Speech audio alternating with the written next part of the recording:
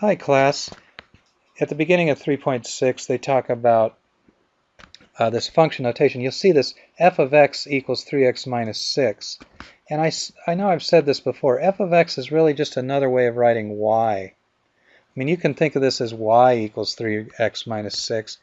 But this notation, it says that if you have something in the parentheses, let me highlight this x value, you know, if I put a number in there or anything really, I can put other letters in there. It's whatever's in there, you replace it over here. So for example, down here, it says evaluate the following, and that means evaluate f of 2. Well, if I'm using this definition for f of x, where it says f of x equals 3x minus 6, that just means I'm going to put the 2 where the x was. Well, before the x was the 3, and then there's a 2 here, and that's a multiplication. I know it's a multiplication because up here, where it defined f of x, it said f of x equals 3 times x minus 6. So I'm writing 3 times 2 minus 6. And then we evaluate that. We know that 3 times 2 is 6. Subtracting 6, that's the rest of it. And so we say, 6 minus 6 is 0. And what we say is f of 2 is equal to 0. Okay, so what do we do with f of minus 3? Well, f of minus 3 is equal to, again, the first thing to the right of the equal sign on this definition of f of x is a 3. And then we have a minus 3. I'm putting that in because that's what it says to put in there for x. Minus 6. We get 3 minus 3 is a minus 9. Minus 6. And minus 9 minus 6 is minus 15. So we say that f of minus 3 is minus 15. Okay, g of minus 4. What is g of minus 4? Well, there's a definition for g of x. And g of x is equal to x squared plus 2x plus 5. G of minus 4 then, I see I'm going to need to move this guy over a little bit because I don't want to crowd this. But g of minus 4 then, it says the first thing after the equal sign is x squared. But I'm putting minus 4 for x. So it's minus 4 squared in parentheses like that. Plus 2, I'm looking at the definition there, times minus 4 plus 5. So g of minus 4 is equal to minus 4 squared, which is 16. Then 2 times minus 4 is minus 8 plus 5. So we get 16 minus 8 is 8 and then plus 5. So we say that g of minus 4 is equal to 8 plus 5, which is just 13. So I think you can practice a few of those on your own. They're in the homework. And the homework in section 3.6. Okay, now we have f of 2 minus g of minus 4. Well, we already figured out f of 2. f of 2 was 0. So f of 2 is 0. And we already figured out g of minus 4. That was 13. And it says we're supposed to subtract. So we would get 0 minus 13. And that's just equal to minus 13. We say that f of 2 minus g of minus 4 is equal to minus 13. And we circle our answer. Okay, graph the function f of x equals 1/3 x plus 2. Well, as I said earlier, f of x is just y. So you think of this just like y equals 1/3 x plus 2. And it's just a new notation for that. To graph it, I'm writing my Cartesian coordinate axis, my xy axis. I'm going to call this f of x. I just wanted you to think of it as f of x is just y. So this is the same idea where you have a y-intercept. I'm going to put some units in here. I don't know if I need any back here, but we'll see. Okay, so recall that 2 is the y-intercept. So if this is 1 and 2, there's the y-intercept. 3 and 4 would continue up. And it says go up 1 and over 3. Up 1, 1, 2, 3, and over 3. and we draw this line. A good question might be, where does it cross the x-axis? And a quick way to find that out is we know that when we cross the x-axis, notice that when you're down on this line, y, I don't like the way I notated this here. That's really -1 there. The origin is 0. When we're on the x-axis, y is equal to 0. So whenever you need to find out when you cross the x-axis, set y equal to 0. So let me make this little note. To find the x-intercept,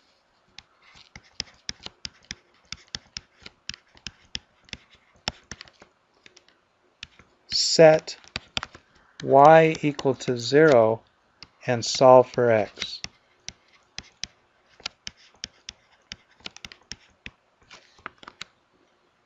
So if I do that here, what does it mean to set y equal to 0? Well, I don't see y up here. I see f of x, but f of x is y. So I'm going to set f of x to 0. And that's what I mean by that. I just replace f of x with 0. And I subtract 2 from both sides.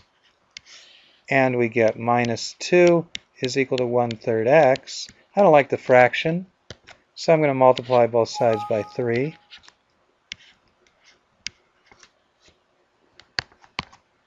I'm going to shrink this page so I can finish this.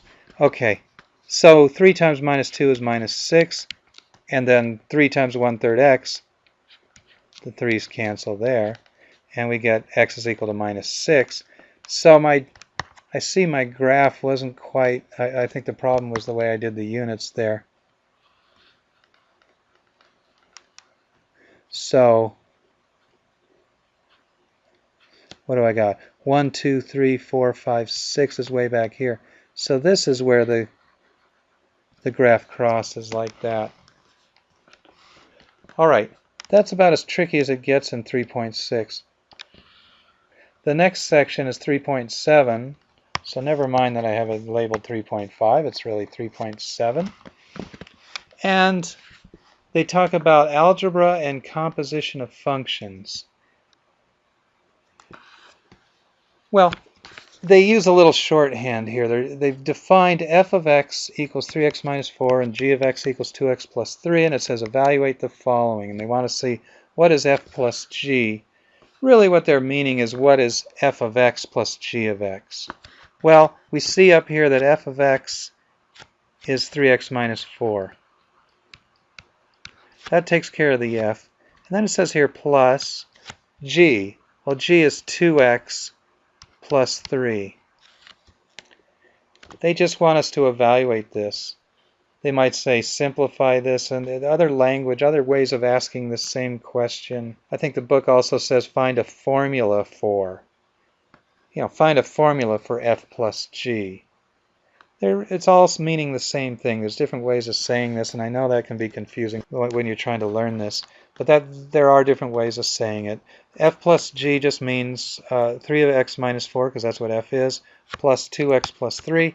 And we combine the like terms. 3x plus 2x will give us 5x. Minus 4 plus 3 is -1. We say that f plus g is equal to 5x minus 1. G minus f. We've got to be a little bit careful with this. It's starting with g. I'm going to start it lower here. G is, as you see above, 2x plus 3.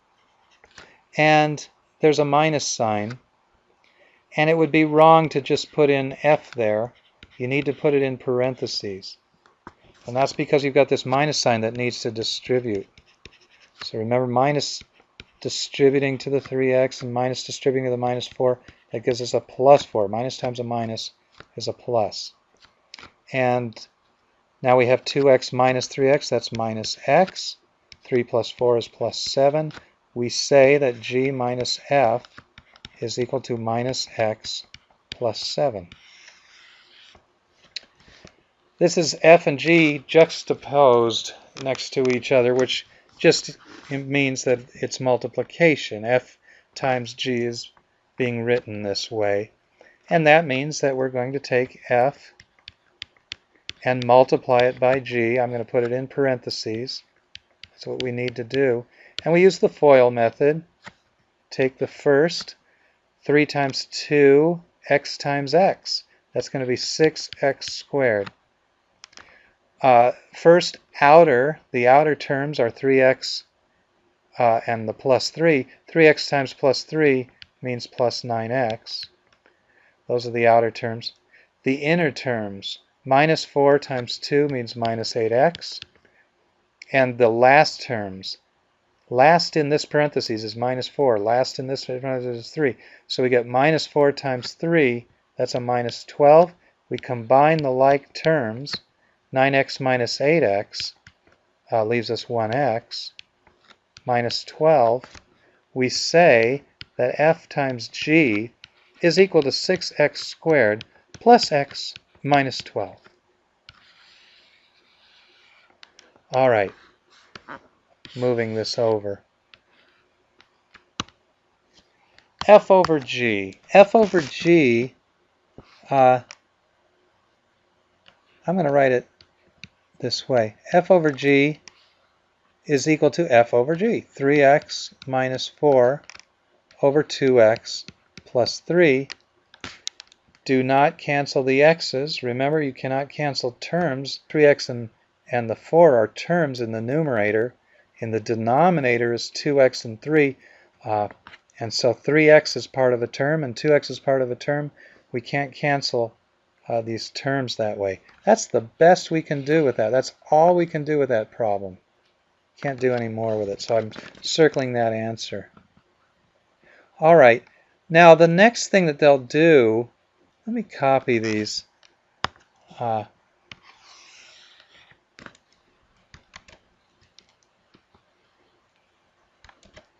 So if I bring this up, the next type of operation, I'm using this word operation. What you saw up here were examples of operations on functions. The operations, if I have f plus g, what do I mean by operation? Operation is the plus sign. G minus f, the operation here was subtraction. And etc. Multiplication is the operation here, and division is the operation there.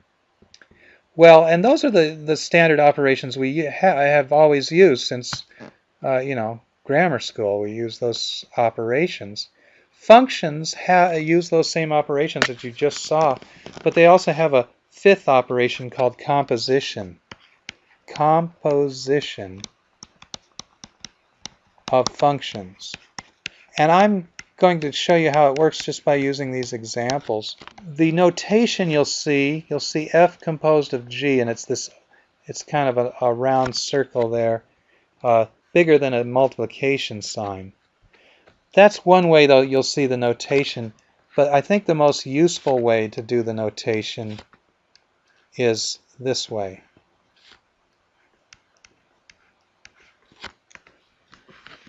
That means the same thing. If I had written g composed of f, I could also write that as g and then a parentheses, and in the parentheses goes f of x. That's g composed of f. So those are two ideas. They could do other things with these. We could even do f composed of f of x.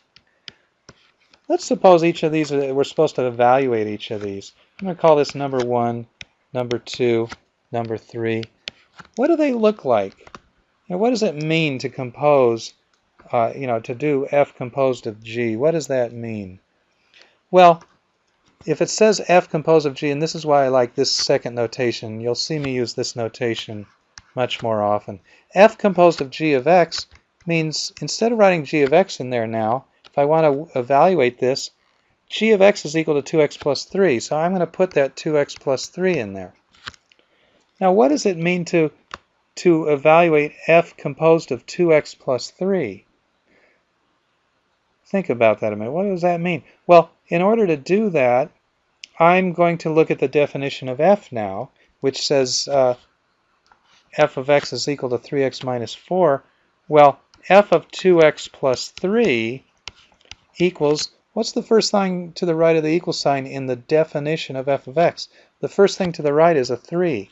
So I'm going to write that, and then it says x. Remember, I said that whatever's in here, you've got to put it here. Well, look what we've got there. We've got this, so that means I need to put it right here. And that's what I'm going to do. 2x plus 3. Now, it's not right to leave it as I've written it here. That's really a multiplication. How do I know it's a multiplication? Well, that's what it is up here in the definition. It says 3 times x minus 4. So f of 2x plus 3 is equal to 3 times 2x plus 3. And notice I also have more to write here, a minus 4. So that completes the first step. And now I need to do some distribution here. Remember, this is 3 times this, so that's distribution I need to do here. And so 3 times 2x is 6x. 3 times 3 gives me plus 9. Don't forget the minus 4.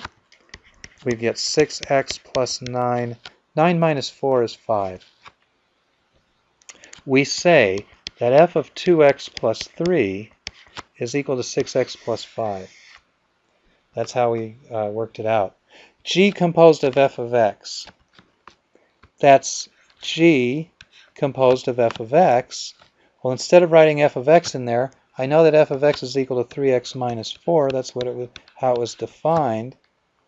So G of f of x is equal to G of 3x minus 4. What does that mean?